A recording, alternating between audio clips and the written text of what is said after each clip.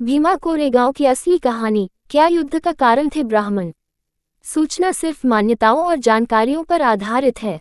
यहाँ ये बताना जरूरी है कि यह मेरा वीडियो किसी भी तरह की मान्यता, जानकारी की पुष्टि नहीं करता है। किसी भी जानकारी या मान्यता को अमल में लाने से पहले संबंधित विशेषज्ञ से सलाह लें। महाराष्ट्र में दलितों और मराठा समुदाय के बीच हुई हिंसक झड़प की आग पूरे महाराष्ट्र में फैल गई। आज दलित संगठनों ने महाराष्ट्र बंद का ऐलान किया है।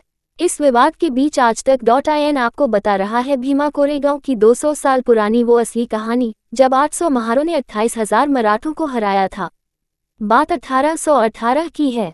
तब पेशवा बाजीराव द्वितीय की अगुवाई में 28,000 मराठा ब्रिटिश पर हमला करने पुणे जा रहे थे।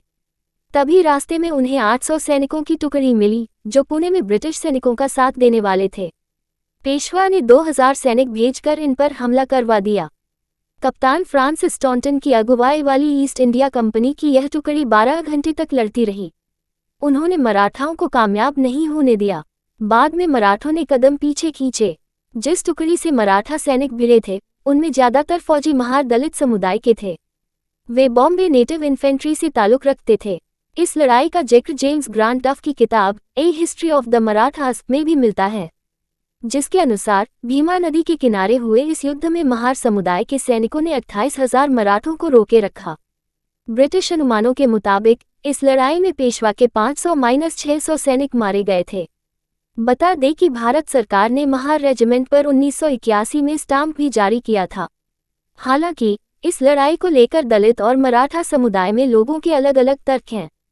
कुछ जानकार मानते हैं कि महारों के लिए ये अंग्रेजों की नहीं बल्कि अपनी अस्मिता की लड़ाई थी, क्योंकि पेशवा शासक महारों से अस्पृश्य व्यवहार करते थे। कुछ इतिहासकार बताते हैं कि दलितों की इतनी बुरी दशा थी कि नगर में प्रवेश करते वक्त महारों को अपनी कमर में एक झाड़ू बांधकर चलना होता था ताकि उनके पैरों के निशान झाड़ू से मिटते चले जाएं। 1860 में पुणे का शनिवार वाड़ा पेशवाओं का गढ़ कहलाता था।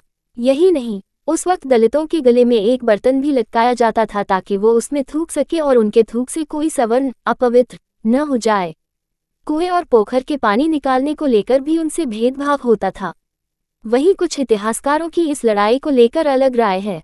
उनका मानना है कि महारों ने मराठों को नहीं बल्कि ब्राह्मणों को हराया था। ब्राह्मणों ने छुआछूत दलितों पर थोप दिया था, इससे वो नाराज थे।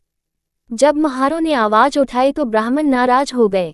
इसी वजह से महार ब्रिटिश फौज से मिल गए। जय स्तंभ को अंग्रेजों ने उन सैनिकों की याद में बनवाया था जिन्होंने इस लड़ाई में अपनी जान गंवाई थी।